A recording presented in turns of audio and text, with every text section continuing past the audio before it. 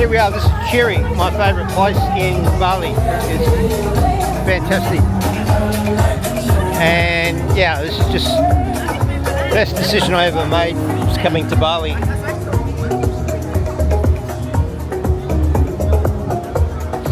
Look at this, nice fire. You know, it's so relaxing, you don't need to drink, but everybody is drinking. Every single person drinking alcohol. I'm not a wowser, but it's such a relaxed place with perfect weather. You don't need it, man.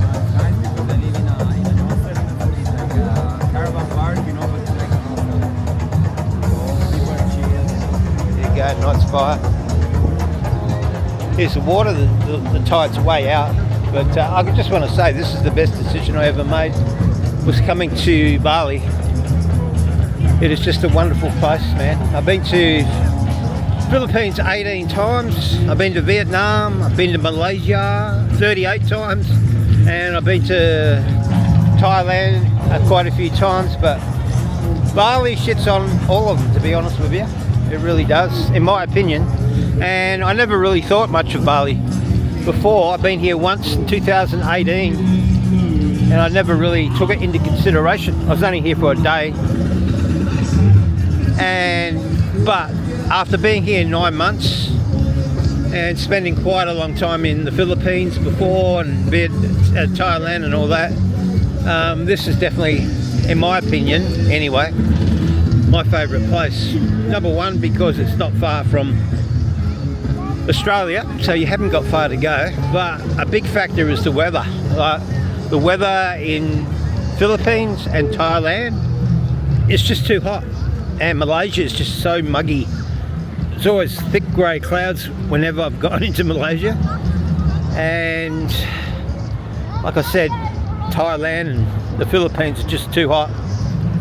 There's certain periods in the year when they're cooler than others, obviously, but yeah, it's usually 3, 4, 5, 6 degrees hotter in those countries, where in Bali you're looking at about 30 degrees every single day, every day of the year. You know, it's say between 28 and 32. I don't think I've ever had a day over 32.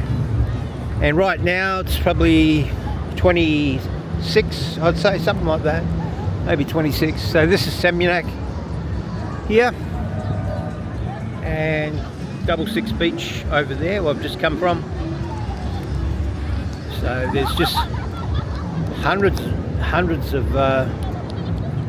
eateries and restaurants and cafes, and I'd say thousands. No, there's definitely thousands.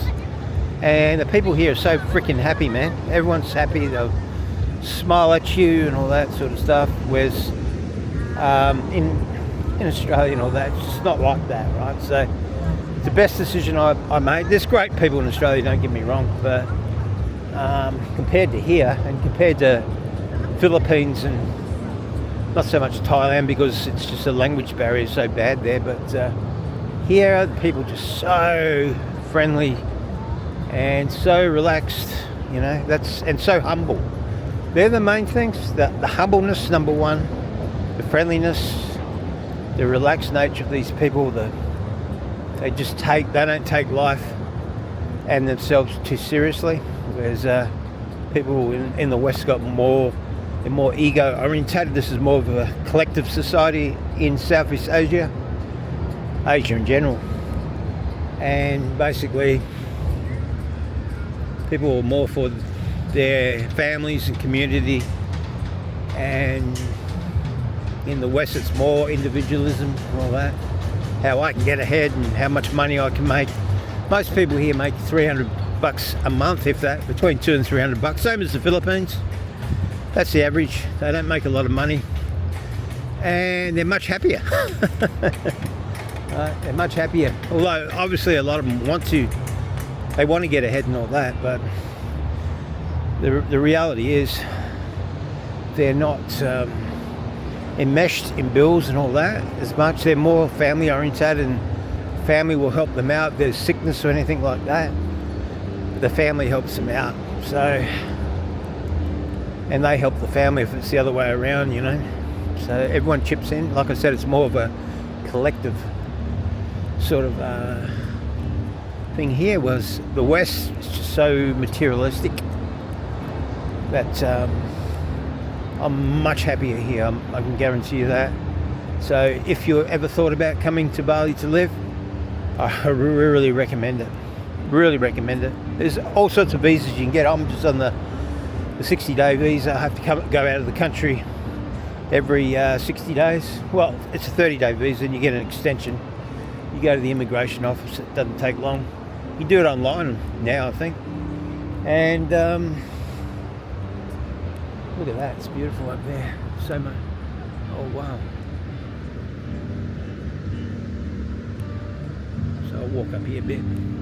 So yeah, there's probably about a dozen or so different types of visas. There's a nomad visa. I could go on that. Digital nomad visa if I want. But I like going out of the country every 2 months to places, whether it's Australia, Singapore was the last one, Thailand before that, Malaysia, all those different places. It's great to just get out there for a while.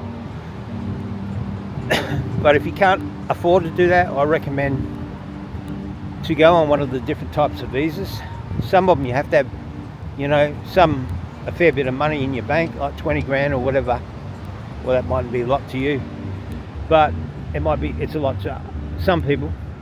And basically you got to, and you can do certain visas with more money in your bank. And if you do business as well, you can get a different visa. It's a great channel called What's Up Bali. If you want to Google that, it's a YouTube channel called What's Up Bali. And that basically, the guy on that tells you all the different visas. His whole channel's about the visas and all the different changes to visas and all that. There's always changes here for the better. Look at that place there. Wow. I don't know if this camera does it justice, but that is one hell of a hotel right there. Wow. Got a little bar there. Oh, it's gelato. Yeah, but you don't need to drink here. Honest to God, you really don't. I hardly drink. I had a drink Saturday night. It's the first time in 3 or 4 months I've had alcohol. Met up with this Filipino dude that I knew. And we sat out there on the beach, one of those bean bags. And basically in another restaurant, not the one I was at earlier tonight, but we just drank probably 4 or 5 beers and listened to the music and talked. And it's just so relaxing, you don't need it really, but everyone does. It's better to experience things sober, in my opinion. That's just my opinion. So anyway, that's my 20 cents worth. Move to Bali if you can. Get out of Australia. Australia, to me, has got too many problems. There's overcrowding in terms of housing. Well, is that the right word? There's a lack of housing, I should say. I suppose a lot of people are going into houses now, like 2 families in one home and that, so that could be overcrowding. But you know what I'm trying to say. There's just not enough housing, and unfortunately a lot of the housing goes to new immigrants and the people who've been there for their whole life, right, who haven't own a house, basically are sort of second in line. So that's another thing I don't like about Australia. And there's too many rules there, man. This place has got hardly any rules. It's so relaxed. Dogs everywhere, bloody people don't wear helmets, they smoke in restaurants. That's that relax, you know, it's just so much unpolitically correct, which I love. You know, people sitting on the sidewalk on ledges everywhere, they're just chilling. People just chilling. It's relaxed. It's really relaxed. And no stress, man. There's no antagonism or anything. Hey, how are you going? Very good, thank you. This guy makes it great corn on the cob. I won't get one tonight, next time, alright? Okay, yes. Yummy corn. Yeah. They're the best corn in Bali. Yeah, This the man best here. one, yeah. Thank you. He's the man. YouTube, man. Yeah. YouTube. So, yeah, I'm going to go get my bike.